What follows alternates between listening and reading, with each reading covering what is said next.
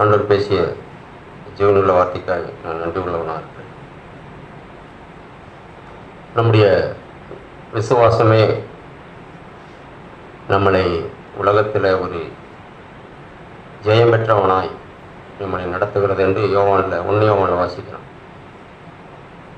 உங்களுடைய விசுவாசமே உலகத்தை ஜெயிக்கிற ஜெயமாக இருக்கிறது. நீங்கள் விசுவாசத்துக்குரியவங்களாக இருந்தால் ஜெயமும் உங்களுக்கு உங்களுடைய கரங்களிலே இருக்கும். ஆரம்ப நாட்களிலே எல்லாருக்குள்ளேயும் தேவன் அறிந்து கொண்ட எல்லாருக்குள்ளேயும் அந்த விசுவாசங்கிற நிலையேற பெற்ற ஒன்றை எல்லாருக்குள்ளேயும் தருகிறார். அதை யாரெல்லாம் அதை காக்கிறதுக்கு தீவிரம் கொள்கிறாங்களோ, அதை அடைவதற்கு தீவிரம் கொள்கிறார்களோ, அவங்களே தேவன் அவங்கள பார்க்கிறார். அந்த விசுவாசத்தில் எந்த குறைபடாமல் அந்த விசுவாச தேவன் தந்த விசுவாசத்தை காப்பதற்கு தீவிரம் கொள்றாங்களோ அவங்களுக்கு தேவன் பக்க துணையாக இருந்து அவங்களுடைய விசுவாசத்தை வர்த்திக்க பண்ணி அந்த விசுவாசத்தின் மேலே அவங்களுக்கு வெற்றி வாழ்வை அவங்களுக்கு தந்து அவங்களை மகிழ்ச்சி அடைய செய்கிறார். அவங்களுடைய விசுவாசம் பெருக பண்ணுகிறார். அவங்களுடைய எல்லா விதத்திலையும் அவங்கள நடத்த தேவன் பிரியமாக இருக்கிறார்.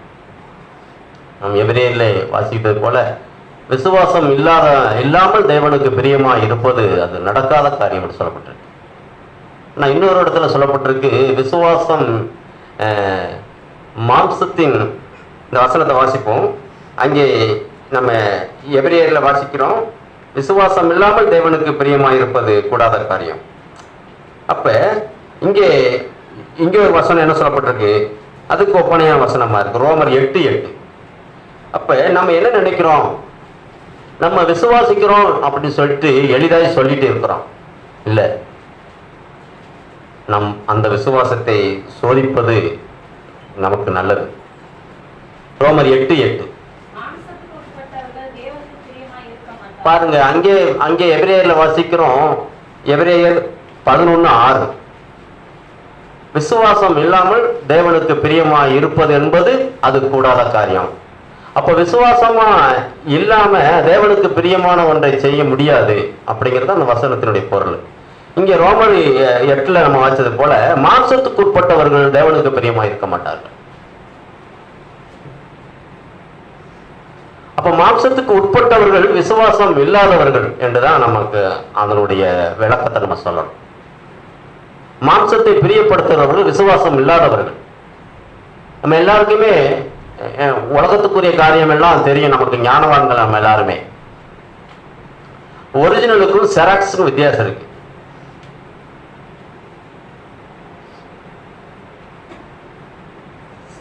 செராக்ஸை தொலைச்சிட்டு ஒரிஜினல் கையில் இருந்தால் எனக்கு மனசமே இல்லை. நான் 100 செராக்ஸ் நகல் அசல்னு சொல்லுவாங்க, 100 செராக்ஸை கூட நான் தொலைச்சிட்டா கூட என்கிட்ட ஒரிஜினல் இருக்கிறப்ப எனக்கு கவலையே கிடையாது. ஏன்னா அந்த ஒரிஜினல் வச்சு எத்தனை செராக்ஸுகளையும் நான் எடுத்துக்கொள்ள முடியும். எனக்கு செராக்ஸ் நிறையா இருக்கு, ஒரிஜினல் தொலைஞ்சிருச்சு அப்படின்னு சொன்னால் எனக்கு பதஷ்டம் வந்துடும். நம்ம எல்லாருக்குமே படித்த சர்டிஃபிகேட்டோ ஏதோ டிரைவிங் லைசன்ஸோ எல்லாம் முக்கியமான காரியம். ஒரிஜினல் தொலைஞ்சிருச்சுன்னா நம்ம ரொம்ப வேதனைப்படுவோம். அந்த ஒரிஜினலை பெறுவதும் இந்த பூமிக்குரிய காரியங்கள்லேயே அது கஷ்டமாக தான் இருக்கு. இதே போலதான் ஒரிஜினல் விசுவாசம். ஒரிஜினல் விசுவாசத்தை நம்ம எப்போ தொலைப்போம் அப்படின்னா நம்ம அசட்டையா இருக்கிறப்பதான். அந்த ஒரிஜினல் விசுவாசத்துக்கு ஒரு களங்கம் ஏற்படுறப்ப அதை நம்ம ஜாக்கிரதையா இருந்து காக்காது இருக்கிறப்ப அந்த ஒரிஜினல் விசுவாசம் நம்மளை விட்டு போயிடும். அப்போ ஒரிஜினல் விசுவாசம் நம்மளை விட்டு போனதுனால நமக்கு விசுவாசம் இல்லைன்னு நமக்கு சொல்ல தோணாது. எப்படி சொல்ல தோணும், நானும் விசுவாசிக்கிறேன். நம்ம யாக்கோபுல வாசிக்கிறோம், யாக்கோபு அங்கே ஒரிஜினல் விசுவாசத்தை தொலைச்சவங்க கூட நான் விசுவாசத்தை இழந்துட்டேன் அப்படின்னு சொல்றது மாதிரி இல்லை. அவங்க என்ன சொல்ல வர்றாங்கன்னா, நான் விசுவாசிக்கிறேன், வாசிக்கிறேன். யாக்கோபு அதுல என்ன செய்கின்றன? யாக்கோபு 2ஆம் அதிகாரம் 19ஆம் வசனம். தேவன் ஒருவன் உண்டென்று விசுவாசிக்கிறார்.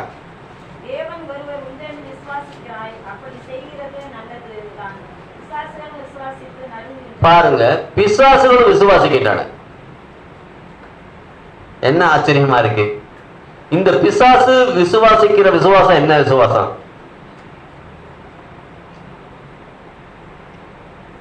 எவ்வளவு நம்ம பயப்பட வேண்டியதா இருக்கு பாருங்க. நம் விசுவாசம் என்று சொல்லிக் கொள்வதில் நாம் எவ்வளவு கருத்தா இருந்து அந்த விசுவாசத்தை சோதித்தறிய வேண்டியதா இருக்கிறது. விசுவாசம் வெறும் வார்த்தையினால் நின்று விடுகிறதல்ல, விசுவாசம் கிரியை நடப்பிக்கிறதா இருக்கும் அப்படின்னு தான் யாக்கோபு சொல்றார். அப்படி கிரியை நடப்பிக்க முடியாத விசுவாசம் என்று சொன்னால் அது அது மரித்த விசுவாசமா இருக்குன்னு தான் யாக்கோபு சொல்றார். அப்ப கிரியை நடப்பிக்காத விசுவாசம் அது மரித்த விசுவாசம், செத்த விசுவாசம். அந்த விசுவாசத்தினால எந்த பலனும் கிடையாது. அந்த விசுவாசத்துக்குரியவன் தான் பிசாசு. தேவனுக்குரிய எந்த கிரியும் பிசாசு கிடையாது. ஆனா தேவனை விசுவாசத்தை நடுங்குகிறான். ஏதோ ஏதோ ஒரு விதத்துல தேவனை குறித்து பயம் இருக்கு அவனுக்கு. தாவீது குமாரனே, இங்க வராதீர்கள், எங்க காலத்துக்கு முன்னாலேயே எங்க துரத்த விடுறீங்க, அங்கே போயிருங்க. பிசாசு நடுங்கினான். தாவீது ஆண்டவராய் இயேசு கிறிஸ்து வர்றப்ப பிசாசு தூரத்துல இருந்தே, நீ என்ன ஏன் துரத்துகிறீ? தேவனை குறித்து ஒரு பயம் இருக்கு. ஆமா, நமக்கும் ஒரு பயம் இருக்கு. ஆனா அது பிசாசுக்கு ஏற்ற பயமா இருக்கா, தேவனுக்கு ஏற்ற ஒரு பயபக்தியா இருக்காங்கன்னு நம்ம சோதிச்சு பார்க்க வேண்டியதா. பிரியமா, எல்லாருமே இந்த விசுவாசத்தை அடைவதற்கு விளக்கறைய செலுத்த ஆயத்தமா இருக்கணும். அப்படிப்பட்டவங்க தான் அந்த விசுவாசத்தை காத்துக்கொள்ள முடியும். இந்த விசுவாசம் இலவசம் இல்ல. தேவன் ஆரம்ப நாட்கள் இலவசமாய் விசுவாசம் தருகிறாரு. அப்புறம் அந்த விசுவாசத்தை பாதுகாக்கிறதுக்கு சில சோதனைகளை அனுமதிக்கிறார். அந்த சோதனையில வந்து இழக்கும் பொழுதுதான் அந்த ஆரம்ப விசுவாசத்தை, அந்த உயிருள்ள விசுவாசத்தை, அந்த கிரியின் நடப்பிக்கிற விசுவாசத்தை எந்த சகோதரனும் சகோதரியை காத்துக்கிற முடியும். அந்த அந்த கிரையை செலுத்த அவங்க மறந்துட்டாங்கன்னா அவங்க ஒரிஜினல் விசுவாசத்தை விட்டுவிட்டு செராக்ஸை தான் அவங்க வச்சிருப்பாங்க. ஏன்னா இவங்க பலி செலுத்த ரெடியா இல்லை. நாம் வாசிக்கிறோம், அந்த ரோமர்லயே வாசிக்கிறோம், ஆபிரகாமுடைய விசுவாசமும் சாராவுடைய விசுவாசமும் சோதிக்கப்பட்டுச்சு. சாராவுடைய அந்த கர்ப்பம் செத்து போச்சு. ஆனா தேவன் உன்னுடைய சரீரத்துல, உன்னுடைய கர்ப்பத்துல நான் ஒரு சந்ததியை உருவாக்குவேன்னு சொன்னாரு. ஆனா அவங்க விசுவாசித்தாங்க. ஆபிரகாம் வயது சென்றவராக இருந்தாரு. எபிரேயர்ல அந்த வசனத்தை வாசிக்கிறேன், எபிரேயர்ல வாசிப்போம். ஆபிரகாம் வயது சென்றவராக இருந்தும் கூட ஆனால் தேவன் சொன்னதை செய்ய வல்லவர் என்று விசுவாசித்தாங்க. வாசிப்போம் எபிரேயர் 11:11 விசுவாசத்தினாலே சாராளும் வாக்குத்தத்தம் பண்ணினவர் உண்மை உள்ளவர் என்று எண்ணி கற்பந்தரிக்க பலன் அடைந்து வயது சென்றவராய் இருந்து பிள்ளை பெற்றாள். ஆனபடியினால் சரீரம் செத்ததென்று எண்ணத்தகும் ஒருவராலே வானத்தில் உள்ள பெருக்கமான நட்சத்திரங்களைப் போலவும் கடற்கரையில் உள்ள எண்ணிறந்த மணலைப் போலவும் மிகுந்த ஜனங்கள் பிறந்தார்கள். அவருடைய சரீரம் அதுக்கு ஏற்றதாக இல்லாத இருக்கும்போது கூட தேவன் செய்வார் என்று வாக்கு பண்ணார். சரி, தேவன் செய்வார் என்று வாக்கு பண்ணாங்க, விசுவாசித்தாங்க. விசுவாசத்துப்படி தேவன் அவங்களுக்கு ஒரு கிரியை நடப்பித்தாரு. ஆண்டவர் அவங்களுக்கு ஒரு கற்பத்தின் கனியை தந்தாரு. இப்ப 29 வாசிப்போம். 11:29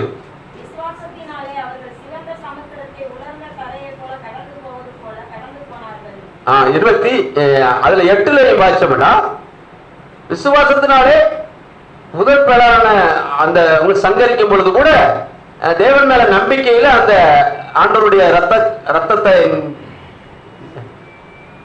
நிலக்கால பூசி அவங்க சேதம் அடையாது இருந்தாங்கன்னு வாசிக்கிறோம். அப்புறம் இன்னொரு இடத்துல வாசிக்கிறோம், விசுவாசத்தினாலே அவங்க ஆபிரகாம் என்ன செஞ்சாரு? ஈசாக்கை பலி செலுத்தினாரு. அதுலதான் வரும். எதுல பிரதர்? வாசிப்போம்.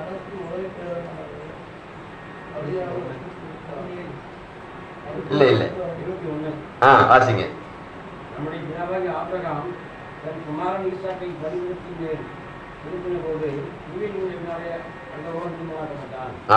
அவர் அவங்க விசுவாசம் அப்புறம் வெறும் வார்த்தையினால தேவன் செய்வார் சொல்லிக்கிட்டு இருக்காம, இப்ப ஆண்டவர் ஈசாக்க பலி கொடுத்தாலும் திரும்ப தருவார் அவங்க விசுவாசம் வளர்ச்சி பெற்றுச்சு. அப்ப விசுவாசம் எப்படிப்பட்ட அந்த விசுவாசத்தை, உண்மையான விசுவாசத்தை காக்குறப்ப அந்த விசுவாசத்தை தேவன் எப்படி வளர்ச்சியும் பாதையில கொண்டு போறாரு பாருங்க. சரீரம் செத்து போனதா இருக்கும் பொழுது கூட தேவன் எனக்கு கர்ப்பத்தின் கனியை தருவார் என்று தேவன் பேர்ல நம்பிக்கையில அவங்க விசுவாசித்தாங்க. தேவன் அவர் உண்மை உள்ளவர் என்று தங்களுடைய இயற்கைக்கு அப்பாற்பட்ட ஒரு வயது சென்ற நிலையில கூட அவங்க குழந்தை பெற்றெடுத்தாங்க. ஆனா அதே குழந்தையை அவங்க பலி செலுத்தினாலும் தேவன் திரும்ப தர வல்லவர் என்று அவங்க விசுவாசம் வளர்ந்துகிட்டு தான் இருந்துச்சு. இங்கே இயேசு கிறிஸ்துடைய மரணத்தை குறித்து கூட நம்ம வாசிக்கிறோம். அவர் தன் சொந்த குமாரனே நமக்காக பலியிட்டதுனால நமக்கு அவர் என்ன தராது இருப்பாரு அப்படின்னு அங்கே ஒரு சத்தியம் இருக்கு. அவர் என்ன நமக்கு தராம அவர் வச்சிருப்பாரு? அவர் சொந்த குமாரனே நமக்காக பலி செலுத்திட்டாரே.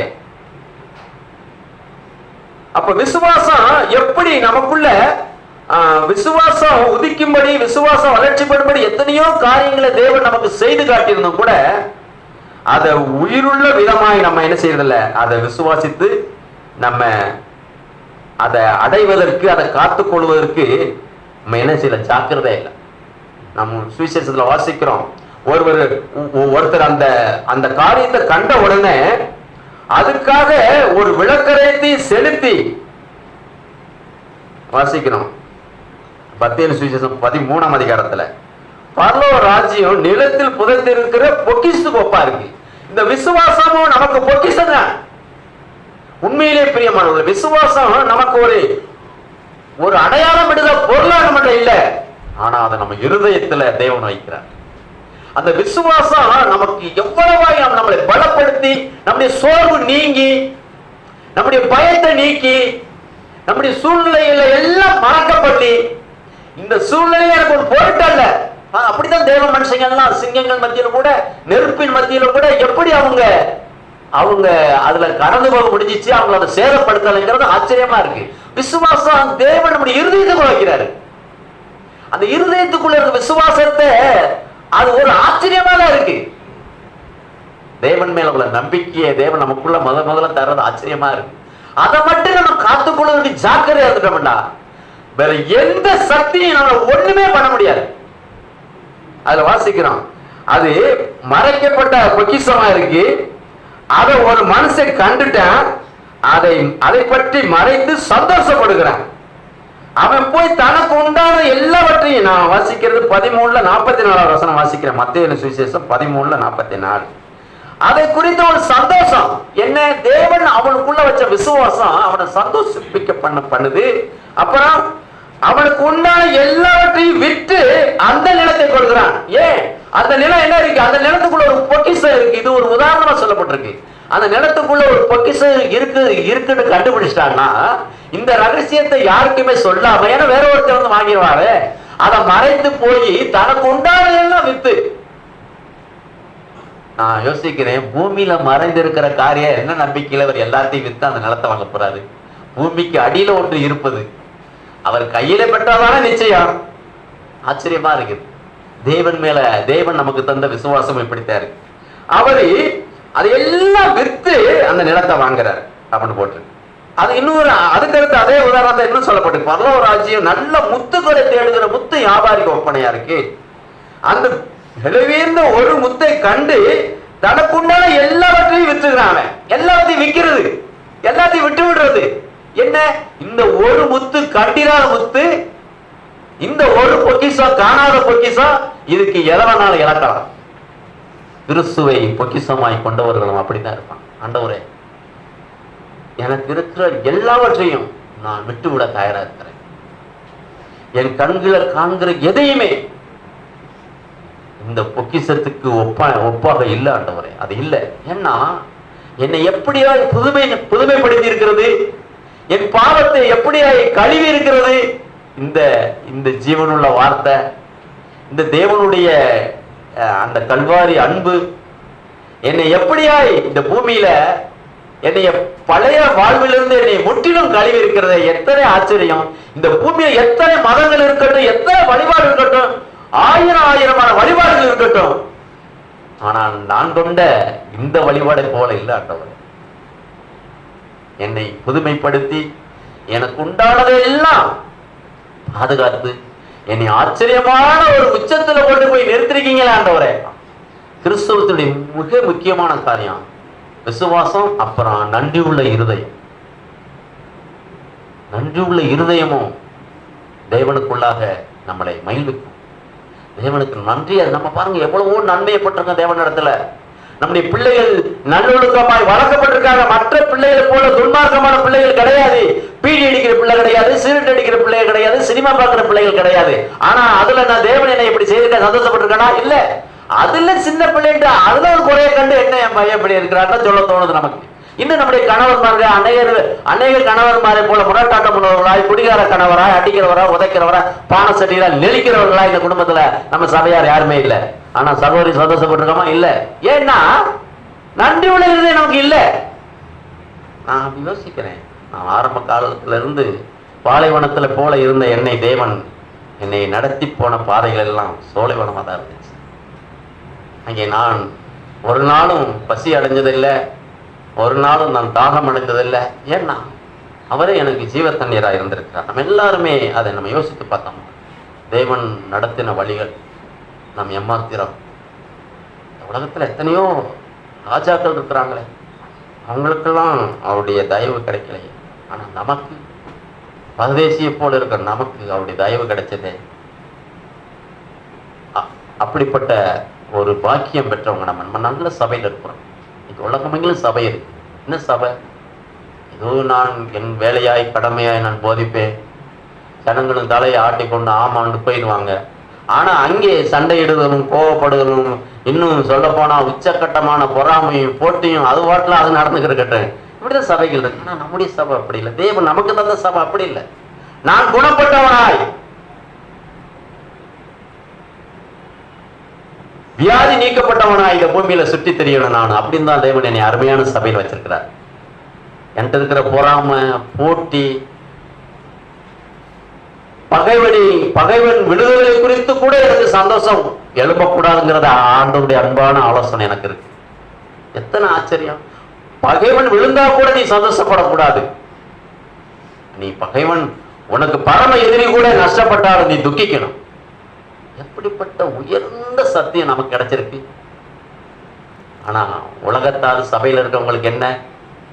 அவனை எப்படியாவது ஆண்டவர் பலி தீர்க்க மாட்டாரா? இந்த இயேசு ஆண்டவர் தீர்க்க மாட்டாரா என்ன? எப்படியாவது பலி வாழ்வார். அவனை எனக்கு இப்படி அநியாயம் செய்து விட்டான், அவனுக்கு ஒன்று நடந்துடாதா, அவன் பிள்ளைக்கு ஒன்று நடந்திருக்காதா, அவன் ஆசையில ஒன்று குறைவுபடாதா, அவன் ஆட்டுக்கு ஒரு நோய் வராதா? இப்படிதான் இன்னைக்கு எல்லாமே இருக்கு. ஆனா தேவன் நமக்கு அருமையான ஒரு சபையில கொண்டு வந்து தேவன் நம்மளை நடத்தி இருக்கிறார். பிரியமானவர்களே, விசுவாசம் அது எல்லாவற்றையும் அது தர வல்லது. ஆமா, எபிரேயர்ல வாசித்த ஆச்சரியமா இருக்கு. அவங்க எய்த்துக்கு திரும்ப போக மனதா இருந்தால் போகிறதுக்கு அவங்களுக்கு வாய்ப்பு இருக்கு. நம்மளும் உலகத்துக்குள்ள இருந்த எய்த்து உலக வாழ்க்கை, சண்டை, சச்சரவு, போட்டி, பொறாமை, புரடி கூறுதல், இப்படிப்பட்ட உலக வாழ்க்கை எய்த்துக்குள்ள நம்மளும் நடந்தோம்.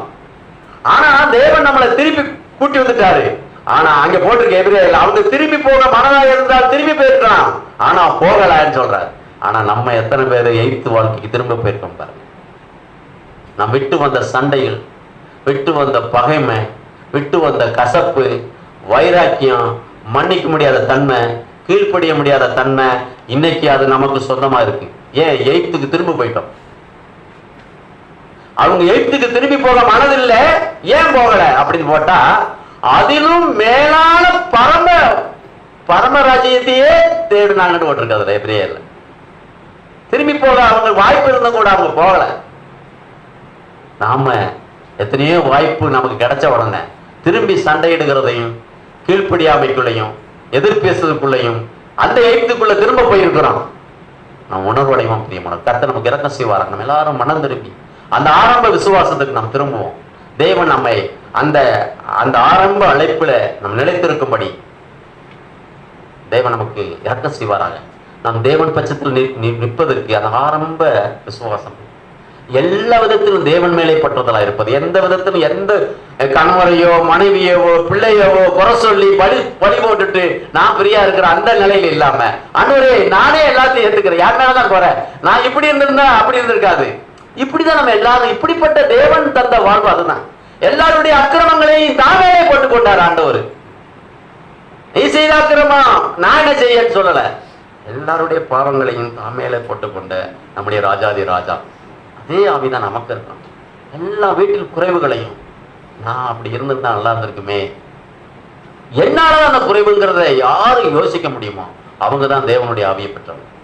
சபையிலும் சரி குடும்பத்திலையும் சரி, நான் ஏன் அப்படி இல்லை, நான் ஏன் தேவனுக்கு ஏற்றபடி இப்படி கீழ்ப்படியல, நான் ஏன் தேவனுக்கு ஏற்றபடி இப்படி அன்பு கூறல, நான் ஏன் தேவனுக்கு ஏற்றபடி முந்தி அன்பு கூறல, நான் ஏன் சிநேகிக்கல, நான் ஏன் மூஞ்சியை சாச்சேன், ஆண்டவரே எனக்கு இறக்க செய்தி. இந்த நாள்ல உணர்ந்தது அதுதான். தனிதராத மரம் வெட்டப்படுவதற்கு ஏதுவா இருந்துச்சு. அவன் அந்த தோட்டக்காரன் வந்து பரிந்து பேசுறான், எஜமான்ட்டு இந்த 1 வருஷம் பார்ப்பான் ஆண்டவரே, இதை வெட்டி போட வேண்டாம், நான் சுத்தி கொத்தி எரு போட்டு இந்த வருஷம் கனி தருமான்னு பார்க்கறேன். அவன் பிரியம், நானும் அப்படிதான் உணர்றேன். நானும் கனி இல்லாத மரமாக தான் இருக்கிறேன். கனி இருக்கிற மரத்துக்கு ஒப்பனையா இலையெல்லாம் இருக்கு, ஆனா கனிதான் இல்லை.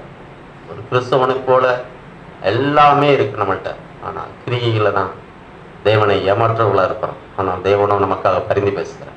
கர்த்தர் நமக்கு இறக்க செய்வாராக. நம்ம எல்லாருமே ஆரம்ப விசுவாசத்துக்குள்ளாக தேவன் நம்ம பிழைக்க முடியும். விசுவாசத்துல தான் நீதிமான் பிழைக்க முடியும்.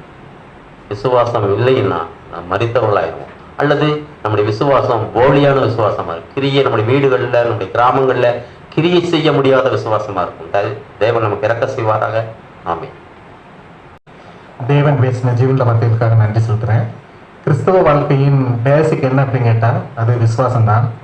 அந்த விசுவாசத்தை குறித்து இன்று ஏன் திரும்பவும் நம்மளோடு கூட தேவன் பேசுகிறார் என்றால், நம்மில் அநேகர் விசுவாசத்தில் குறைவுள்ளவர்களாக இருக்கிறோம் என்பதை தேவன் கண்டிருக்கிறார். அதனால தான் என்ன செய்கிறாரு, அந்த விசுவாசத்தை குறித்து, அந்த விசுவாசத்தில் இன்னும் நாம் வளர்ச்சி அடைய வேண்டும் என்பதை குறித்து தேவன் இந்த நாளில் சகோதரர் மூலமாக நம்மோடு கூட பேசியிருக்கிறார்.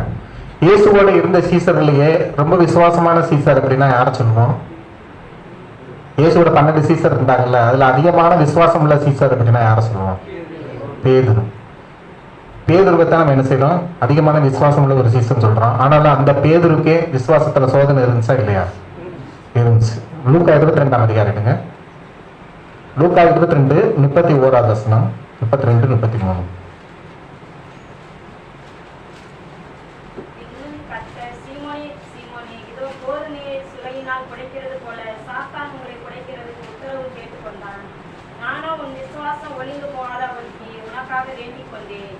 குணப்பட்ட பின்பு உன் சகோதரை ஸ்திரப்படுத்து என்றார். அதற்கு அவன், ஆண்டவரே, காவலிலும் சாவிலும் உன்னை பின்பற்றி வர ஆயத்தமாய் இருக்கிறேன் என்றான். அவர் அவனை நோக்கி, பேதுருவே, இன்றைக்கு சேவல் கூவுவதற்கு முன்னே நீ என்னை அறிந்திருக்கிறதை 3 தடவை மறுதலிப்பாய் என்று உனக்கு சொல்லுகிறேன் என்றார். இப்ப ஆண்டவர் சீசர்கள் எல்லாரிடத்திலும் தான் சொல்றாரு, சாத்தான் உங்களை பிடிக்கும்படி என்னிடத்துல உத்தரவு கேட்டுக்கொண்டாங்க. மற்ற சீசர்கள் அமைதியா இருக்காங்க. ஆனா பேதுரு பார்த்து மாத்திரம் சொல்றாரு, சீமோனே சீமோனே, இதோ கோதுமையை சுளையினால் புடைக்கிறது போல சாத்தான் உங்களை புடைக்கிறதுக்கு உத்தரவு கேட்டுக்கொண்டான். நானும் உன் விசுவாசம் ஒளிந்து போகாதபடிக்கு உனக்காக வேண்டிக் கொண்டேன். அப்ப பேதுருடைய விசுவாசம் ஒளிந்து போகாதபடிக்கு ஆண்டவரை வேண்டிக் கொள்ளக்கூடிய ஒரு சூழ்நிலையில் யார் இருந்தா அப்படின்னா பேதுரு இருந்தார். ஆனாலும் அதை அறியாதபடிக்கு பேதுரு என்ன சொல்றாரு அப்படின்னா, காவலில் இருந்தாலும் சரி மரணத்தில் இருந்தாலும் சரி நான் உங்களோடு கூட இருப்பேன். பேதுரு ஆண்டவருக்கு பின்னாக சென்றது ஆண்டவரை காட்டிக் கொடுக்க வேண்டும் என்ற நோக்கத்திற்காக அல்ல, ஆண்டவருக்கு ஏதும் நேர்ந்து விடக்கூடாது என்கிற ஒரு நல்ல எண்ணத்துல தான் பேதுரு ஆண்டவருக்கு பின்னாடி அந்த பிளாத்துவின் அரண்மனைக்கு செல்கிறார். ஆனாலும் அந்த இடத்துல ஆண்டவர் சொன்னதை போல 3 தரம் ஆண்டவரை சேவல் கூவுவதற்கு முன்பாக 3 தரம் மறுதளிக்கும்படி அந்த பேதுருவுக்கு நேர்ந்தது. பேதுருடைய விசுவாசம் நம்மகிட்ட இருக்கா அப்படின்னு கேட்டால் நிச்சயமாக பேதுரு விட நாம் விசுவாசத்தில் சிறந்தவர் அல்ல. முதல் முறையாக ஆண்டவர் அந்திரேயா மூலமாக அந்த பேதுரு, அந்திரேயாவுடைய சகோதரன் தான் பேதுரு, அந்திரேயாவை கூட்டிக் கொண்டு பேதுருவை சந்திக்கிறார். எப்ப ஆண்டவரை முதல் முறையாக சந்திக்கிறாரோ அப்பொழுதே தன்னுடைய படகில் பிடித்த மீன் மலைகள் எல்லாவற்றையும் விட்டு அந்த ஆண்டவருக்கு முன்பாக வந்த ஒரு சகோதரன் தான் யாரு? பேதுரு. நம்மளை சந்திச்சு எல்லாத்தையும் விட்டுட்டு வான்னு சொன்னா நம்மளாம் என்ன செஞ்சிருப்போம்? வந்திருப்போமா என்னங்கிறது இப்போ கூட சந்தேகம். இவ்வளவு காலம் நாம் விசுவாசி என்று சொன்னாலும் நீ உனக்குரியதை விட்டு என்னை பின்பற்றி வா என்று அந்த வாலிபன் ஒருவன் ஆண்டவரை பார்த்து ஆண்டவருக்கு கேட்பான், ஆண்டவரையும் நிதிய ஜீவனை நான் சுதந்திரிக்கும்படி நான் என்ன செய்யணும்? ஆண்டவர் அவன் மேல மனதுருகிதான் என்ன செய்வாரு? உன்னிடத்தில் ஒரே ஒரு குறைவு உண்டு, நீ ஆண்டவர்கிட்ட அவன் சொல்வேன், நான் ஞாயிற்றுக்கிழமைகளில் உள்ள எல்லா காரியங்களையும் நான் கற்றுக்கொண்டு வர்றேன், கடைபிடித்து வர்றேன்னு சொல்வாரு. ஆண்டவர்கிட்ட போய் சொல்ல முடியாது, அவன் கடைபிடித்ததெல்லாம் உண்மைதான். ஆனாலும் அவன் மேல் மனதுருகி அன்போடு கூட ஆண்டவர் சொல்வாரு, நீ உனக்குரியதை விற்று தரித்திற்கு கொடுத்துட்டு என்னை பின்பற்றி வா, அப்ப நீ நித்திய ஜீவன சுதந்திரிக்கலாம் சொல்வாரு. அவன் மிகுந்த ஐஸ்வர்யம் இல்லாம இருந்ததுனால அவனால என்ன செய்ய முடியல அப்படின்னா தனக்குரியதை விற்று அந்த ஆண்டவரை பின்பற்ற முடியல. இன்னைக்கு நம்மளை பார்த்து உனக்குரியதை விட்டு நீ என்னை பின்பற்றி வான்னு சொன்னாலும் நாம் பேதுருவை போல என்ன செய்திருக்க மாட்டோம்? அந்த படகையோ வலையவோ மீனையோ விட்டு ஆண்டவருக்கு பின்பற்றி அந்த அளவுக்கு நாம் விசுவாசிகள் கிடையாது. ஆனா நாம் எல்லாரும் செய்ய தயங்கக்கூடிய ஒரு காரியத்தை செய்தவர் தான் யாரு? பேதுரு. விட்டுட்டு வான்னு ஆண்டவர் சொல்லல, என்னை பின்பற்றி வான்னு தான் சொன்னாரு. உடனே அவர் அதுக்குரிய காரியங்கள் எல்லாவற்றையும் என்ன செஞ்சிட்டாரு? மீன் வலை படகு எல்லாவற்றையும் விட்டு ஆண்டவரை பின்பற்றி வந்தார். அத்தனை சீசர்கள் 12 சீசர்கள் ஆண்டவரோடு கூட மார்பில் சாய்ந்திருந்த யோவானும் அந்த படகில் தான் இருக்கிறார்.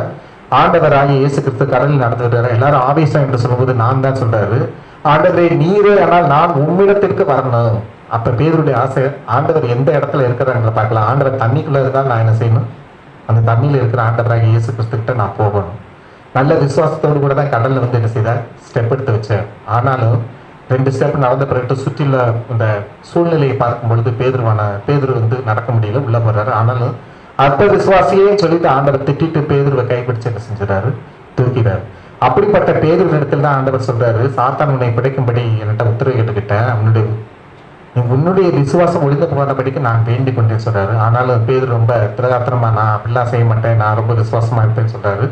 ஆனாலும் அங்குள்ள வேலைக்கார ஸ்திரீகளுக்கு முன்பாக கூட 3 முறை பேதுரு என்ன செய்றார்? மறுதளிக்கிறார். அப்ப பேதுரு மறுதளித்ததற்கு காரணம் என்ன அப்படின்னு பார்த்தா, ஆண்டவர் வந்து எவ்வளவோ சோதனை வந்த போதிலும் அந்த சிலுவை மரணத்துல என்ன செஞ்சார்? ஜெயிச்சார். அவர் எப்படி ஜெயிக்க முடிந்தது அப்படின்னா, அதற்கு முன்பாக அவர் அந்த கெத்செமனே தோட்டத்துல அவ்வளவு தூரம் ரத்தத்தின் வியர்வை பெருந்துளிகளாய் வரும்படியா என்ன செய்தார்? அந்த சிலுவை காட்சியில தேவன் ஜெயிக்கணுங்கிறதுக்காக அவர் அவ்வளவு ஊக்கமா என்ன செய்தார்? அவ்வளவு நேரம் போராடி ஜெபித்தார். இந்த சீசர்களையும் போராடி ஜெபிக்க கேட்டார். ஆனாலும் அவங்க என்ன செஞ்சாங்க? சரீர கலைப்பினால அடிக்கடி தூங்கிட்டே இருந்தாங்க. 1 மணி நேரமாவது நீங்க விழித்திருந்து ஜெபிக்க கூடாதான்னு அவங்க வந்து சத்தம் போட்டார். அப்ப ஆண்டவர் சிலுவையில் ஜெயித்ததற்கு காரணம் அந்த கெத்செமனே தோட்டத்தில் அவர் பண்ண பிரேயர். பேதுரு விசுவாசத்தில் தோற்றுவதற்கு காரணம் ஆண்டவர் வேண்டிக் கொண்டேன் என்று சொன்ன பொழுதும் பேதுரு தனக்காக வேண்டிக் கொள்ளாததுனால்தான் அந்த 3 ஸ்திரீ சேவல் கூவதற்கு முன்பே 3 முறை மறுதளிக்கக்கூடிய சூழ்நிலைக்கு யார் போனா? பேதுரு போனார். இப்ப நம்மளை ஒப்பிட்டு பார்த்தா நாம் பேதுரு அளவுக்கு விசுவாசத்தில் வளர்ந்தவர்கள் கிடையாது. ஆனாலும் நாம் ஒவ்வொரு நாளும் என்ன செய்யணும் அப்படின்னா, ஆண்டவரே உம்மிடத்தில் உள்ள என்னுடைய விசுவாசம் குறைந்து போகாதபடிக்கு ஆண்டவரே நான் வேண்டிக் கொள்வதற்கு எங்களுக்கு உதவி செய்யுங்க.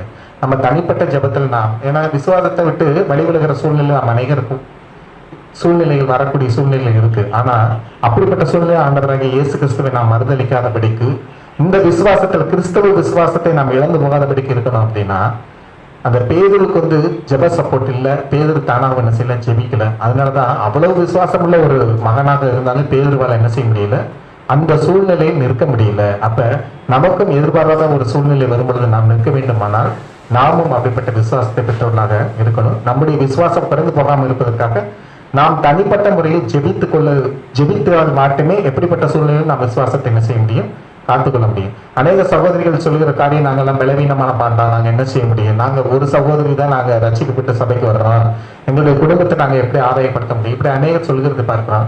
ஆனாலும் உங்களுக்கு எல்லாம் எக்ஸாம்பிளாக 2 சகோதரிகள் இருக்காங்க. ஒண்ணு ஐனிக்கேயா, இன்னொன்னு அவங்க அம்மா லோவிசா. அவங்க 2 பேரும் எப்படி லோவிசாலுக்குள்ள இருந்த விசுவாசம் யாருக்குள்ள வந்தது? ஐனிக்கேயாளுக்குள்ள வந்தது. ஐனிக்கேயாளுக்குள்ள இருந்த விசுவாசம் தீமோத்தேயுக்கு வந்தது. ஐனிக்கேயாளின் கணவர் ஒரு கிரேக்க நபர், யூதர் கிடையாது, இயேசுவை அறிந்த மார்க்கத்தவரும் கிடையாது. அப்படி ஒரு புறஜாதியான ஒரு கணவன் இருந்த போதிலும் தனக்கும் தன் தாய்க்கும் இருந்த விசுவாசத்தை தன்னுடைய மகனாகிய அந்த தீமோத்தேயுக்கு என்ன செஞ்சாங்க? அந்த 2 சகோதரிகளும் ஊட்டி வளர்த்ததுனால இந்த விசுவாசத்தில் உத்தமகுமாரனாகிய தீமோத்தேயு என்று பவுல் சொல்லும் அளவிற்கு சாட்சி உள்ள ஒரு மகனாக யாரை உருவாக்க முடிந்தது? அந்த தீமோத்தேயுவை அந்த 2 சகோதரிகளால் உருவாக்க முடிந்தது. இங்க எத்தனையோ சகோதரிகள் இருக்கிறீங்க, உங்களுக்கு எத்தனையோ பேரன்கள் பேத்திகள்லாம் இருக்கலாம். நீங்க அந்த பேரங்களையோ பேத்திகளையோ அந்த விசுவாசத்தை உத்தம குமாரர்களாக வளர்ப்பதற்காக நீங்க தனிப்பட்ட முறையில் நீங்க ஜெபிக்கிறீங்களா?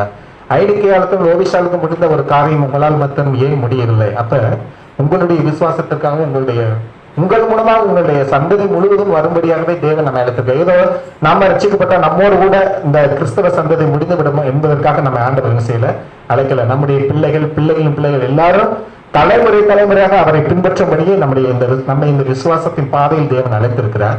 அப்படி அழைத்திருக்கும் போது சகோதரிகள் நீங்க என்ன செய்வீங்க? உங்களுடைய பிள்ளைகளுக்காக, உங்களுடைய பேரன்களுக்காக இந்த விசுவாசத்தை பிள்ளைகள் பிடித்துக் கொள்ள வேண்டும் என்பதற்காக நாம் எவ்வளவு தூரம் பிரயாசப்படுகிறோம்? அதுல உங்களுக்கு விசுவாசம் குறைவா இருக்கா? உங்களுடைய கணவரை பார்க்கும் பொழுது உங்களுடைய ரட்சிப்பை போய்விடுமோ என்கிற சூழ்நிலையில் நீங்க இருந்தீங்கன்னா கண்டிப்பாக நீங்க பேதுருவை போல ஜெபிக்காத இருந்து விடக்கூடாது. உங்களுடைய விசுவாசம் குறைந்து போகாதபடிக்கு ஆண்டவரிடத்தில் நீங்க அடிக்கடி என்ன செய்ய வேண்டும்? ஆண்டவரே, என்னுடைய விசுவாசம் விழுந்து போகாதபடிக்கு வேண்டிக் கொள்றேன். ஆண்டவரே, எனக்கு விசுவாசத்தை வர்த்திக்க பண்ணுங்க. இதற்கான தேவன் இந்த நாளில் சகோதரர் மூலமாக நம்மளோட கூட பேசியிருக்கிறேன். நான் விசுவாசத்துல நான் ரொம்ப பெரிய ஆள் அப்படிங்கிறது யாருமே என்ன செய்ய முடியாது சொல்ல முடியாது. ஏன்னா நமக்கு எல்லாம் பெரிய ஆளாக இருக்கக்கூடிய பேதுருவே விசுவாசத்தில் விழுகக்கூடிய ஒரு சூழ்நிலை இருந்தால் நாமெல்லாம் ஏமாத்துறோம். அதனால நம்முடைய விசுவாசம் விழுந்து போகாதபடிக்கு அந்த ஆண்டவராக இயேசு கிறிஸ்துவிடத்தில் நாம் அனுதின ஜெபத்தில் நாம் ஜெபிப்போம். விசுவாசத்தை நாம் காத்துக்கொள்ளும் என்று என்னுடைய நம்பிக்கை.